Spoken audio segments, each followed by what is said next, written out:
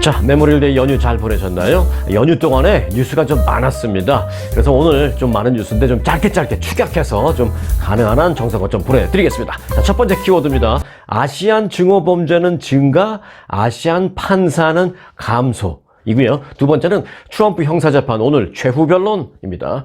그리고 세 번째는 곰 잡아먹고 병원 신세 진 사람들 얘기고요. 네 번째, 나이는 숫자와 불과해. 오늘 이 나이는 숫자에 불과해. 이거는요, 파트 1이 있고 파트 2가 있습니다. 다 전해드릴 거고요. 자, 그리고 복권 당첨금을 친구와 나눈 남성 스토리도 있고요. 한국 뉴스인데요, 이 군대에서 기합받다가 사망한 훈련병 얘기도 있습니다. 그리고 중국이 대만 침공하면 딱 4일이면 끝. 이라는 키워드도 있습니다. 자, 바로 가겠습니다. 첫 번째 키워드, 아시안 증오 범죄는 증가, 아시안 판사는 감소. 예, 이게 연관이 있기 때문입니다. 미국에서 이 팬데믹 이후에 아시안들에 대한 증오 범죄는 더 늘고 있습니다. 그런데 이제 이를 단죄해야 할 법원에서 판사가 이제 그걸 단죄하잖아요. 그 단죄해야 할 사법부에서 아시안계의 그 대표성은 매우 부족하다. 이런 지적이 나왔습니다. 인구조사의 노동력 통계를 보면 판사와 치안판사 등 관련되는 그 인력으로 집계된 미국의 7만 6천 명 인사 가운데 아시안계는 0.1%에도 못 미치는 것으로 나타났습니다. 0.1%가 아니라요. 0.1%에도 살짝 못 미치는 그 정도로 아주 저조한 것으로 나타났습니다. 아시안 판사, 치안판사, 판사 이제 없다라는 것이죠. 자, 이 분야의 인종 구성을 보면 백인이 72%로 압도적이고요. 흑인이 26%, 그리고 히스패닉계가 11%로 뒤를 이루고 있습니다. 미국 판사들 가운데 아시안계 비중은 그야말로 극소수라는 것을 알 수가 있는 대목입니다. 경제매체 CNBC 보도를 보니까 아시안계 미국인은 판사 그쪽 에어리아에서 그쪽 직업군에서 완전히 배제된 상태다라면서 팬데믹으로 증오범죄가 늘어난 와중 특히 아시안에 대한 증오범죄도 늘어나는 가운데 아시안계 그 미국인 전체 판사는 아주 극소수에 불과해서 법원에서 아시안계를 이해해 줄 수 있는 그 상황이 전혀 되지 못하고 있다. 이런 얘기를 하고 있습니다. 물론 판사님이 아시안계라고 해서 뭐 피고든 뭐 누구든 아시안계가 나오면 뭐 페이버를 주는 그런 걸 얘기하자는 건 아닙니다. 하지만 법원에서도 어떤 문화 같은 것들이 이해되는 부분이 있어야 하는데 전혀 그런 것도 없고 뭐 그런 혜택, 베네핏, 뭐 같은 인종이니까 좀 봐줘 이런 걸 떠나서도 이 통계를 보니까 아시안들이 왜 이렇게 판사가 없지라는 의구심이 든다라는 것입니다. 자, 이 문제와 관련해서 연구소를 저술한 바 있는 캘리포니아주의 대법관 굿윈 리우라는 이분 이제 중국계예요. 굿윈 리우라는 분은요, 아시안계 미국인들은 그동안 법조계의 모든 분야에 진출할 수 있는 발판을 마련을 했다. 이민사회가 오래됐으면서 이제 그런 발판은 마련했다. 하지만 그들이 어려움을 겪는 부분은 마지막 부분이 있는데 뭐냐면 리더십 위치에 도달하는 것. 여기에는 어려움을 겪고 있다라는 것입니다. 다시 말해서 사법고시, 한국으로 보면 이제 사법고시인데 이 변호사 시험 같은 거 또 법대 졸업생들 많이 있습니다. 아시안계 중에서도. 그러나 이들이 판사 같은 것에 가서 뭐 고등법원 판사 이런 식으로 좀 리더십을 발휘해야 하는 그런 자리에는 가지 못하고 있다라는 것입니다. 가지 못하고 있는 것인지 안 가고 있는 것인지는 좀 더 연구가 필요하는데 저는 후자가 조금 더 많다고 봅니다. 자, 여하튼 이 리우 판사는 아시아계를 대상으로 한 그 증오범죄를 사법적으로 다루는 문제에 대해서 아시아계 미국인들은 이 문제에 있어서 엄청나게 작은 확성기를 갖고 있다라고 말하고 있습니다. 그러니까 목소리를 내지 못하고 있다라는 그런 얘기죠. 이는 그 아시아계의 대표성이 부족한 영역의 측면에서 빙산의 일각에 불과하다. 아시안계가 그 대표성이 부족한 것이 많이 있는데 그 중에 빙산의 일각 요 하나는 바로 이 판사 자리라는 것입니다. 그런 얘기입니다. 자, 그러면서 그 리우 판사는 인종증오 범죄를 다룰 때 아시아계의 대표성을 높이려면 아시아계 검사의 수를 우선 늘리는 데 집중해야 한다라고 그렇게 강조를 했습니다. 맞습니다. 제 생각도 그 부분은 똑같습니다.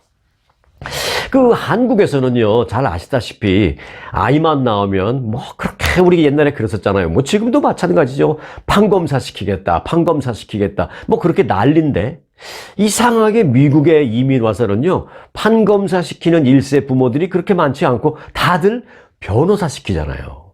그래서 아시안계 변호사는 상당히 많습니다. 그런데 유독 판검사는 적어요.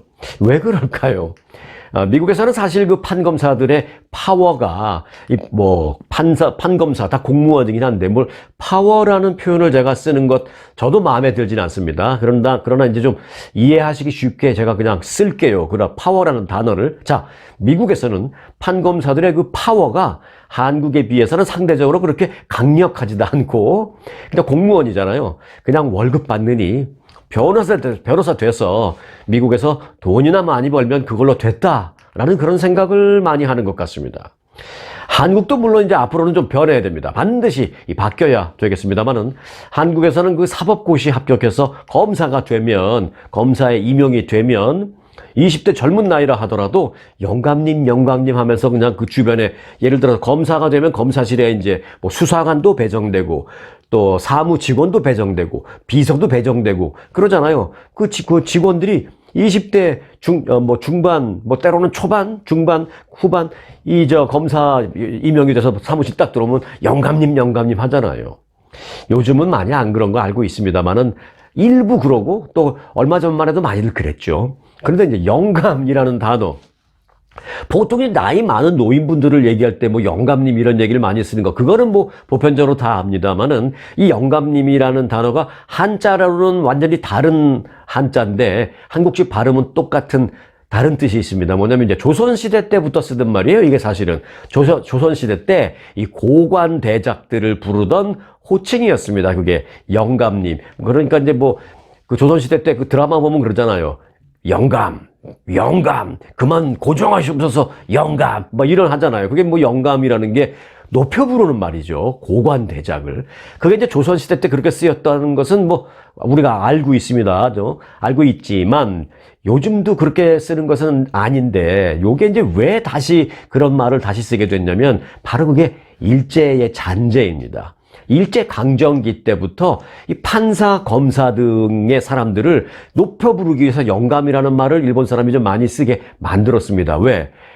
판사, 검사 그 높은 사람들에게 파워를 심어 주어야, 그러니까 일제가 조선 이 나라를 또 통제하는데 쉽고, 또 판검사들이 또 일제 그 총독부의 말을 잘 들으니까 그들을 높이게 만들었습니다. 그래서 영감님이라고 다 부르게 만들었습니다. 그래서 그때 검사들, 판사들, 특히 이제 검사들에게 주변에서 검사 밑에서 일하는 수사관이나 사무직원이나 이런 분들이 검사를 향해서 영감님이라고 그때는 다 그렇게 불렀습니다. 물론 해방 이후에 이제 많이 줄어들었지만 그래도 그런 걸 또 선호하는 일부 사람들 사이에서 검사들에게 영감님이라고 부르는 그런 문화가 있었습니다. 지금도 아주 없어졌다고 볼 수는 없습니다. 그래서 이제 검사나 이런 사람들, 법관 또는 이제 일제시대 때는 군수도 이제 영감이라고 불렀습니다. 일본 그 일제에서 임명한 군수가 있으면 영감이라고 부르게 해서 좀 파워를 실어주고 내 말 잘 듣게 하고 이런 식의 그게 있었습니다. 이런 습관은 이제 광복 후에도 이어져서 법관이나 특히 이제 검사들에게 그렇게 영감이라고 많이 불렸다라는 것입니다. 이제 이 얘기가 좀 옆으로 샜는데 왜 그렇게 됐느냐를 제가 이제 왜 한국에서는 판검사가 많은데 미국에서는 없느냐 이제 그 얘기를 하다가 여기 왔는데 그 얘기를 좀 마무리를 짓겠습니다. 자, 그런데 1962년 동아일보에 보도된 내용을 보니까요. 당시 그 정부에서도 그 영감이라는 호칭이 아첨근성의 잔재이므로 부르지 말라라는 권고령을 내려보냈다라는 기사가 있었습니다. 근데 그 권고니까 법적인 강제성은 없는 거죠. 하지만 이후에도 사실 꽤 오랫동안 특히 이제 검사들 사이에서 그 주변에서 영감님이라는 호칭을 많이 했던 것이 사실입니다. 높여드리면서 잘 보이려고 하는 그 아랫사람들의 그 아첨근성이라고 이제 공식적으로 나라에서도 그렇게 얘기했죠. 그만큼 이제 한국에서는 검사에 대한 파워가 다른 나라에 비해서 상대적으로 높다라는 걸 알 수 있는 대목입니다. 지금도 마찬가지죠. 다른 나라에 비해서 기소권, 수사권 이걸 다 갖고 있는 나라가, 검사가 다 갖고 있는 나라가 지금 거의 전 세계에서 몇 안 되는데 그 중에 하나가 한국입니다. 기소권이 있다는 건 뭐예요? 이 사람을 데리고 와서 수사도 하고 수사한 결과를 갖고 기소를 할 수 있는 권한이 있습니다. 그 얘기는 반대로 말하면 기소를 안 할 수 있는 권한도 있다라는 얘기입니다. 그러니까 내 마음에 들지 않으면 데려다가 기소를 하고 내 마음에 들면 나한테 잘 보이면 또는 이 사람의 백그라운드가 내 앞으로 미래에 도움이 될 수 있는 뭐 이 사람의 아버지라든지 이 사람의 장인이라든지 이런 사람이 나에게 도움이 될 수 있는 그런 백그라운드를 갖고 있다면 내가 이 사람에게 데려다 수사를 했지만 대충 뭉개면서 기소를 하지 않을 수 있는 권리도 한국은 검사가 다 갖고 있다는 거예요.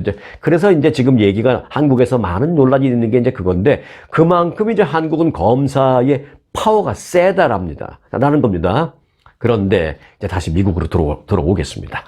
미국은 그렇지 않기 때문에 우리 한인 1세들이 자식들을 검사나 판사보다는 돈 많이 버는, 돈 잘 버는 변호사를 만드는 걸 좀 선호하는 그런 모양새가 아닌가? 이런 생각을 하게 되는데 저도 약간 일정 부분 이런 생각에 좀 공감을 합니다. 안 그러고는 다른 걸로 해석이 안 돼요. 자, 앞으로 미국 내에서 한인 판사, 검사들 좀 많이 남아주기를 바라는 마음을 갖습니다. 자, 두 번째 키워드로 빠르게 가겠습니다. 트럼프 형사재판 오늘 최후 변론입니다. 자, 트럼프 전 대통령의 성추문 입막음 돈 의혹 사건 재판이 이제 마무리 국면에 접어들고 있습니다. 검사와 피고 양측이 오늘 최후 변론을 펼칩니다. 자, 이 최후 변론이라는 것은요, 지금까지 재판 과정 한 3주에 걸쳐서 있었잖아요. 그 재판 과정에서 제시됐던 증거나 또는 나왔던 그 증인의 진술 등을 토대로 해서 검사는 피고인이 유죄다라는 것을 마지막으로 한 번 더 얘기하는 것이고, 또 그리고 피고인 측 변호인은 아니다, 억울하다, 무죄다라는 것을 다시 한번 각각 재차 강조하는, 마지막으로 강조하는 그런 자리가 바로 최후 변론입니다. 어떤 분은 최후 변론 절차를 한다 그러면 변호사 쪽에서만 하는 것으로 오해할 수 있는데 아닙니다. 이 최후 변론은 검사도 마지막으로 한 번 하고 변호사도 마지막으로 한 번 더 하는 그런 똑같은 기회를 갖게 됩니다. 맨하튼 주민 12명으로 구성된 이 배심원단, 지난달 22일부터 이제 4주가량 20명이 넘는 증인의 진술을 청취했잖아요, 법원에서. 자, 이제 검찰은 입막음 돈 지급이 지난 2016년 미국 대통령 선거에 영향을 미치기 위한 목적이었다. 그리고 이제 추후에 이루어진 그 회계장부의 조작은 이 같은 범죄를 덮기 위해서 이루어진 범죄다라는 점에서 트럼프 전 대통령이 받는 혐의가 중범죄에 해당한다라고 보고 계속 그렇게 얘기를 했고요. 또 이 사건의 핵심 증인인 마이클 코어는 지난 2016년 대선을 코앞에 두고 여성들 표를 의식한 트럼프 당시의 후보가 이 데니얼스의 입을 막기 위해서 그 대가로 $13만 지급하는 것에 대해서 승인을 했다. 그러면서 그 승인을 하면서 나에게 말하기를 just do it, 그냥 해 라고 말했다라고까지 증언을 그렇게 했습니다.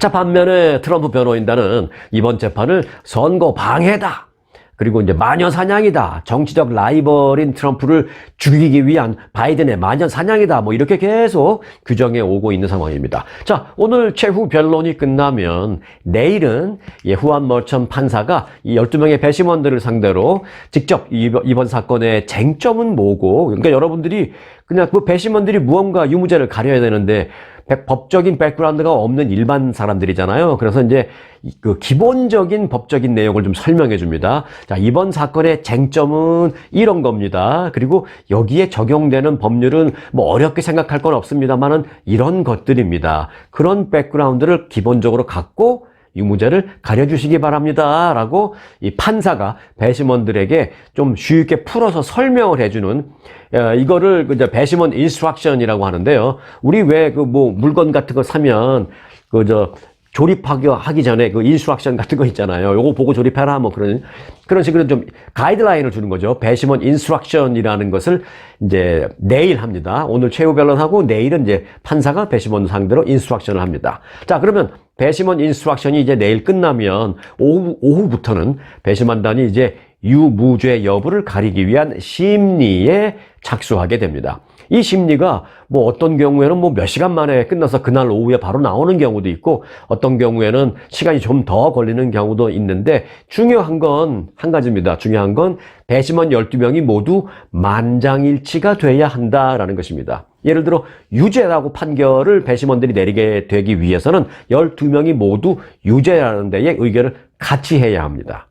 만일 뭐 무죄로 다 12명이 같이 할 수도 있죠. 그런데 만일 11명이 유죄라고 생각하는데 한 명이 계속해서 나는 모르겠다라든지 아니면 나는 무죄라고 생각한다든지 해서 결국 12명의 만장일치가 되지 않으면 헝주얼이라고 그래서 배심원 의견 불일치라는 결과를 낳게 됩니다. 사실 배심원 의견 불일치 헝주얼이는 피고인 입장에서는 유죄가 아닌 이상 결국은 무죄나 마찬가지인 그런 입장을 받게 되니까 헝주얼가 돼도 트럼프 쪽의 입장에서는 사실 뭐 무죄나 마찬가지의 그런 결과를 받아들게 된다.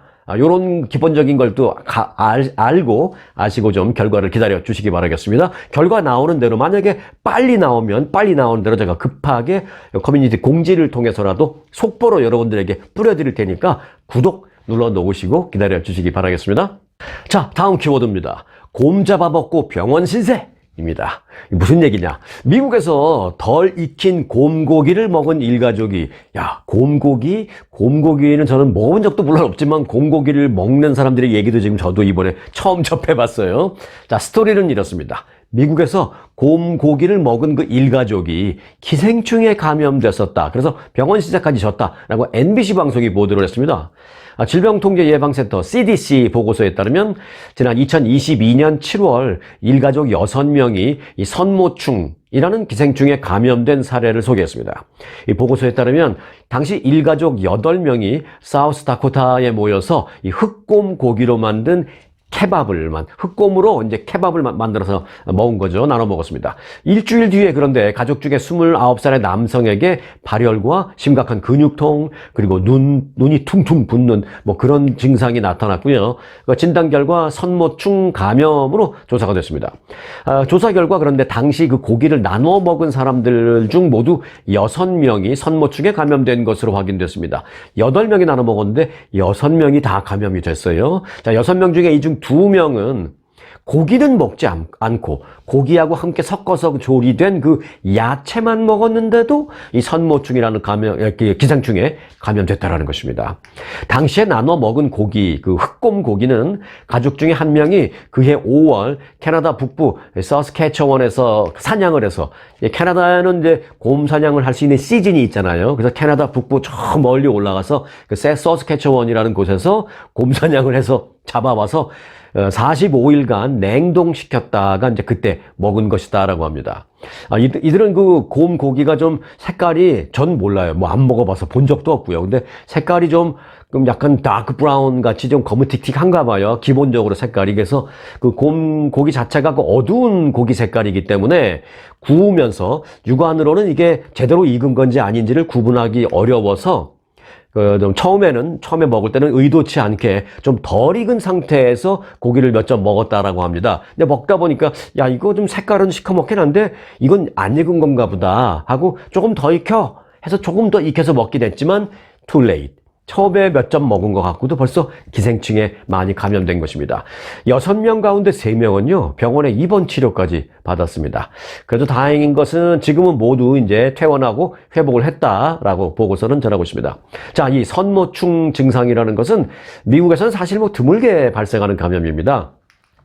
이 CDC에 따르면 2016년 1월부터 2022년까지 6년간 미국 내 선모충증 그 발병 보고는 7건에 불과합니다. 뭐 미 전국에서 1년에 뭐 한 건 정도 발병을 하는데 그럼에도 불구하고 참 어리석은 일로 발생하는 것이기 때문에 조심하라라는 것이죠. 자, CDC는 곰고기가 대표적인 선모충 감염 원인이다라면서 감염을 막기 위해서는 적어도 화씨 165도 또는 섭씨로 본다면 74도 이상에서 충분히 조리를 해야 한다라고 권고를 했습니다. 뭐 여러분이나 저나 뭐 곰고기 먹을 일은 없는 것 같고요. 저는 이 말씀은 드리고 싶네요.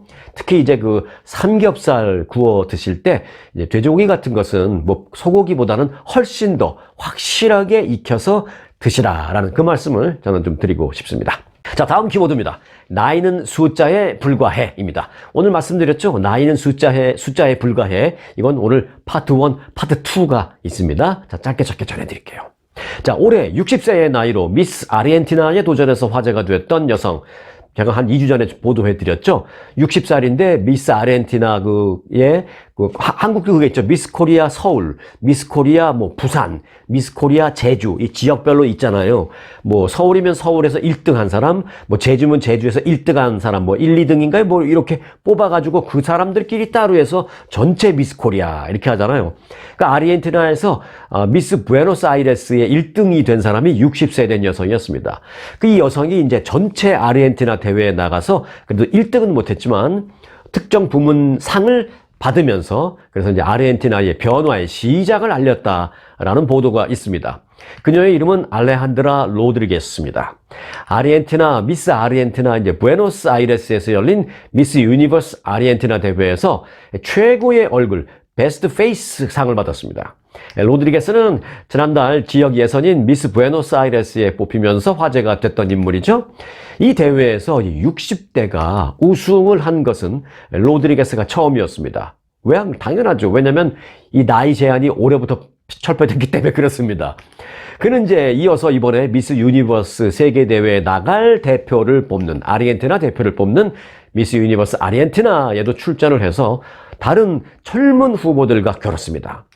이날 아쉽게도 이제 최후의 왕관은 쓰지 못했지만 부문별 수상을 하면서 이름을 알렸습니다. 자, 로드리게스가 말하기를 뭐라고 했느냐?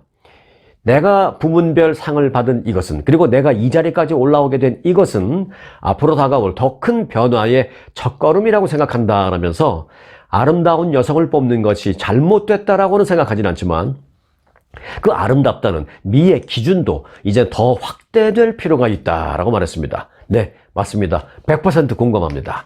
자, 그리고 이제 로드리게스가 이번 대회에 참가할 수 있었던 것은요, 그 미스 유니버스가 나이 제한 규정을 이번에 폐지했기 때문입니다.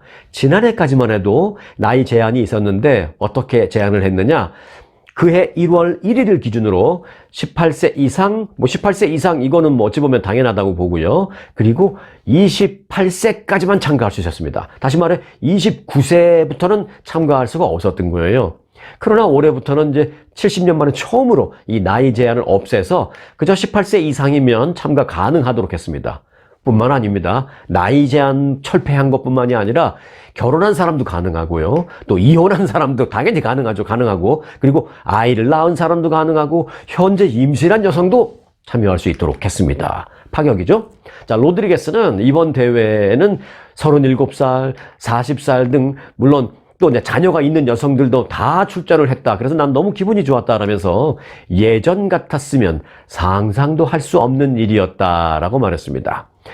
조국을 대표하는 아르헨티나를 대표하는 최종 영광은 갖지 못했지만 아름다움과 나이, 몸매 등에 대한 어떤 고정관념이 서서히 변하고 있고 이런 변화에 첫 단추를 끼울 수 있어서 나는 영광입니다. 라고 이제 로드리게스는 그렇게 말했습니다.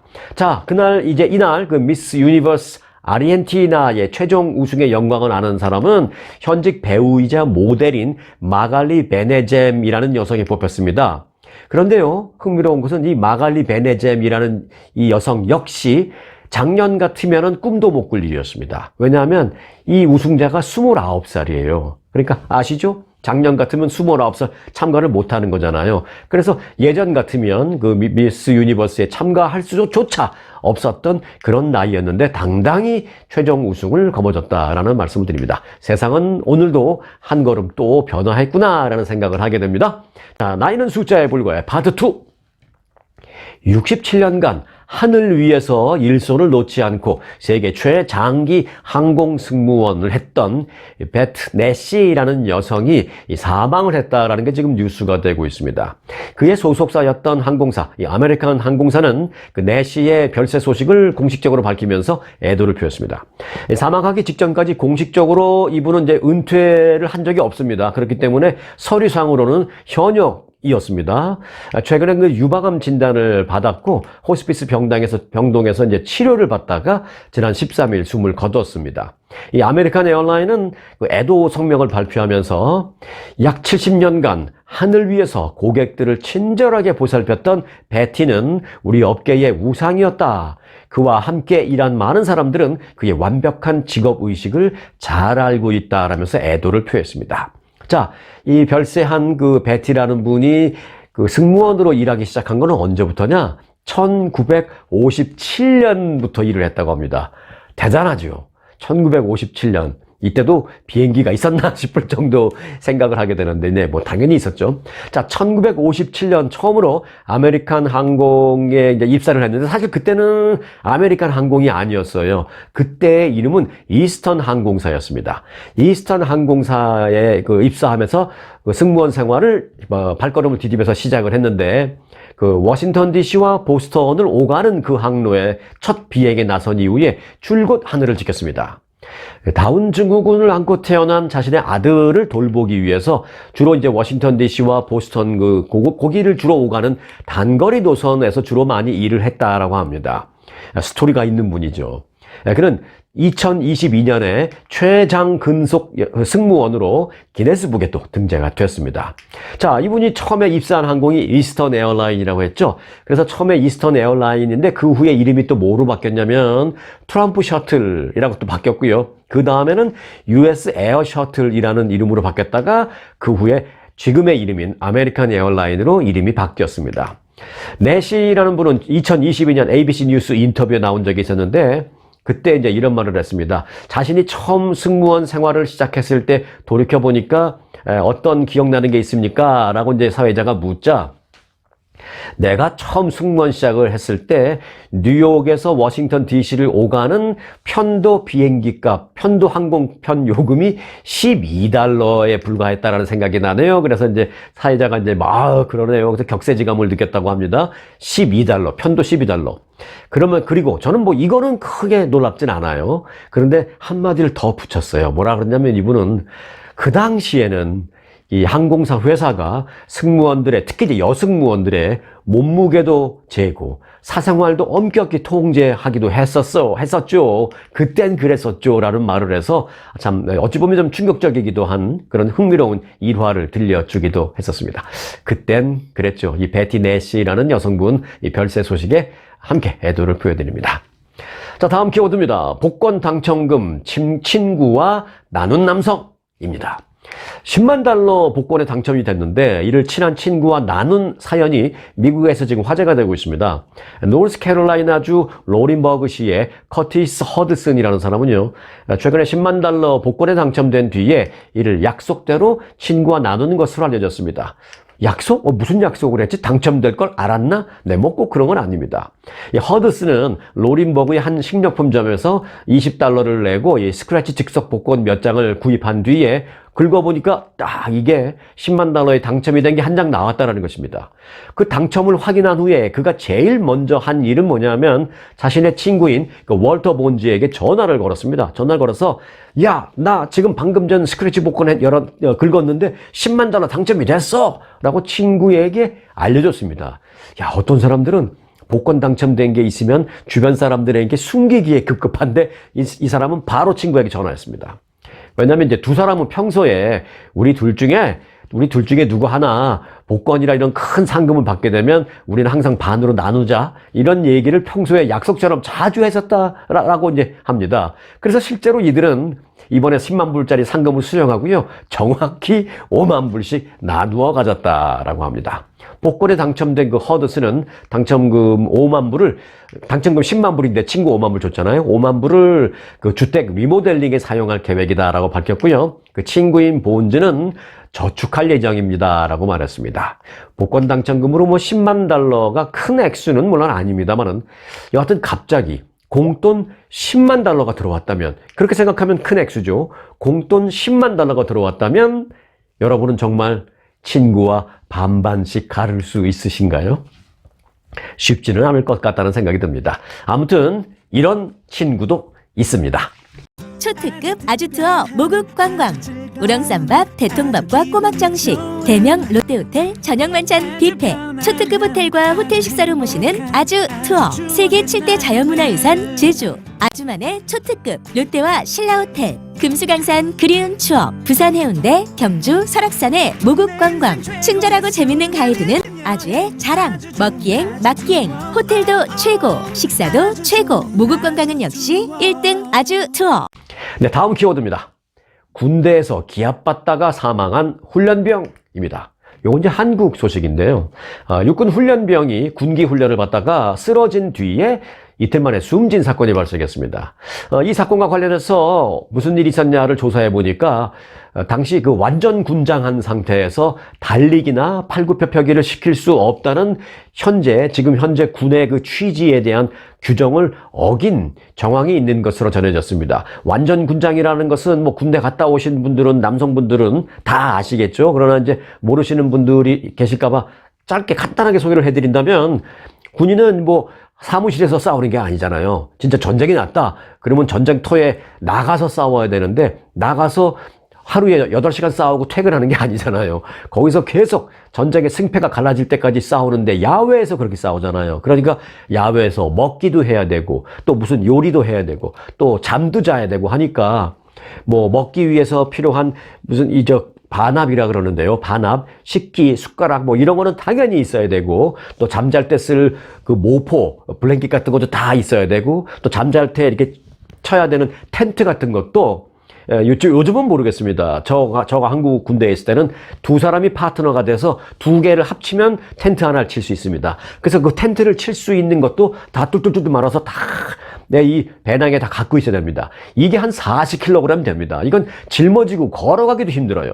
그런데 이제 이걸 짊어지고 이걸 완벽하게 다 하나 둘 빠뜨리지 마. 그래서 다 싸고 나와. 그러면 이제 그게 완전 군장이라고 합니다. 그게 한 40kg 되는데, 근데 저희 때는 물론 있었습니다. 그걸 다 하고 뛰게 만들죠. 벌 준다고, 기합 준다고. 그런데 요즘 군대는 뛰게 하지 못한다라는 것이죠. 벌을 주더라도 걷게만 한다라는 건데, 뛰게 만들었다라는 것입니다. 한마디로 말해서.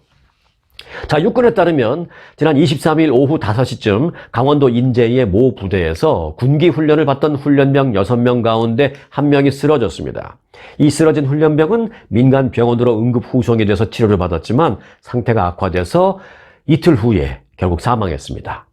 자, 군기 훈련을 받다가 그렇게 됐다 그러는데, 요즘 뭐 표현을 바꿔서 또 잘 못 알아듣실 수도 있는데, 군기 훈련이란 사실 엄밀히 말하면 정식 훈련이 아닙니다.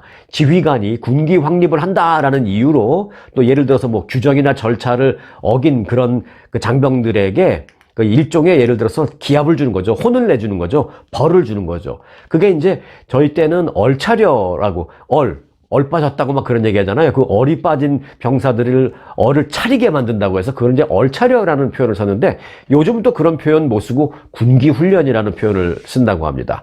그래서 이제 그런 걸 하다가 사건이 발생한 겁니다. 그런데 이제 지휘관 지적사항 등이 있을 때 하는 거긴 하지만, 거기도 규정이 있는데, 어떤 규정이냐, 앞서 말씀드렸다시피 완전 군장을 한 상태에서는 뛰게는 못하게 하는 건데, 그걸 뛰게 했다는 겁니다. 그래서 이제 그런 사건이 발생한 겁니다.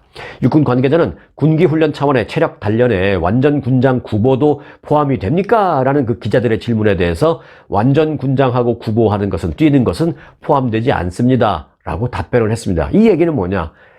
규정을 분명히 어긴 부분이 조사 결과 나왔다라는 것이죠. 아무리 얼차려, 아무리 기합을 준다 하더라도 규정 자체는 완전 군장을 하고는 뛰게 만들어서는 안 되는데 그렇게 했다라는 것입니다. 자, 이제 이 내용이 이렇게 나왔기 때문에 앞으로 이제 군기 훈련 규정을 제대로 지키지 못했다라는 부분과 관련해서 이제 한국 군에서는 좀 논란이 있게 될 전망입니다. 논란은 논란입니다만은 이 책임자 처벌 같은 것도 좀 정확하게 해야 되겠고요. 이 책임자를 처벌하는 것도 물론 중요하지만, 이런 일을 계기로 하지 말라는, 규정에 어긋나는 걸 하지 말라면 안 해야 된다고 생각합니다. 그 지휘관이 그 장병한테 왜 그런 얼차려, 기합 왜 줬어요? 그 장병이 어떤 규정을 어겼다라고 기합 준 거잖아요. 규정을 어겼다고 기합을 주면서 본인은 기합에 대한 규정을 어긴 거잖아요. 그러니까 서로 말이 안 되는 그런 일이 벌어지지 않았으면 좋겠습니다. 귀한 우리 젊은 아들이 또 한국인 이 군대에서 또 하나 피해를 입는 그런 상황이 발생했습니다. 한국에서 또다시 좀 이번 일로 좀 논란이 일 것으로 생각되고 있습니다. 자, 마지막 키워드입니다. 중국이 대만 침공하면 4일이면 끝입니다. 네. 이제 요거는 무슨 팩트라기보다는 한 전문가의 주장입니다. 대만에 이번에 신임 총통이 취임한 이후에 중국과 대만 간의 관계, 즉, 소위 양안 관계가 또다시 긴장되고 있잖아요. 이런 가운데 대만 전문가들은 중국이 속전속결 형태로 대만을 공격할 경우에 대만은 길어야 나흘 정도 버틸 수 있을 것이다 라고 내다봤습니다. 대만 국민들의 입장에서는 충격적인 거죠. 대만 언론 보도 내용에 따르면 장 옌팅이라는 전직 대만 공군 부사령관은 중국과 대만 간의 충돌이 있을 경우에 대만이 길어야 나흘 정도 버틸 수 있다라고 말했습니다. 장 전 부사령관은 양안이 충돌할 경우에 중국은 이게 시간이 길어지면 미국이 개입할 수도 있고, 예를 들어서 주변에 있는 미국이나 대만의 우방국이 또 개입할 수도 있고, 생각하지 못했던 그런 어떤 뜻밖의 상황이 발생할 수도 있기 때문에 시간이 길어지면 뜻밖의 상황 발생 가능성이 더 높아진다라는 이유 때문에 중국은 속전속결에 나설 것이다라고 주장했습니다. 이어서 그는 중국이 원거리 공격을 할 수도 있고, 가까이 가지 않고 원거리 공격, 그리고 또 두 번째, 첫 공격을 반드시 승리한다라는 원칙을 갖고 할 수 있고, 세 번째, 공중부대 투입을 통한 상륙작전 등을 통해서 아주 신속하게 작전을 펼칠 것이다라고 설명했습니다. 또 이 비대칭 작전과 적의 지휘 체계를 파괴하는 마비전을 실시한 후에, 이제 중요한 말이 나오는데, 중국은 마지막 4일째 되는 날 최종적으로 대만 지도부 인사들을 겨냥한 참수작전을 진행할 것이다 라고 내다봤습니다. 대만 지도부를 소위 말하는 암살하는, 제거하는 그런 작전에 들어갈 것이다 라는 얘기죠. 장 전 공군 부사령관은 중국이 이런 전술을 사용할 경우에 대만은 짧으면 이틀, 길어야 최대 나흘 정도 버틸 수 있을 것으로 예상한다 라고 얘기했습니다. 물론 이런 예상이 나온다는 것은 충격적인 면이기도 합니다만은, 이런 예상이 나왔기 때문에 이런 일은 발생하지 않을 가능성도 있다. 왜? 대만도 그렇고 우방국도 준비할 수 있고, 또 중국도 예를 들어서 속으로는 우리가 속전속결로 하면 나흘이면 끝날 수 있어 라고 생각을 했는데, 외부에서 이런 얘기가 자꾸 나오면 다 안 해 그 얘기를 하면서 중국도 좀 생각이 많아질 수 있고, 대만은 대만대로 또 우방은 우방대로 준비할 수 있는 그런 좀 뼈아픈 증언, 뼈아픈 조언이다라는 생각을 하게 됩니다. 자, 오늘 영상 여기까지입니다. 오늘도 스토리가 있는 뉴스, 스토리 뉴스 여기서 마칩니다.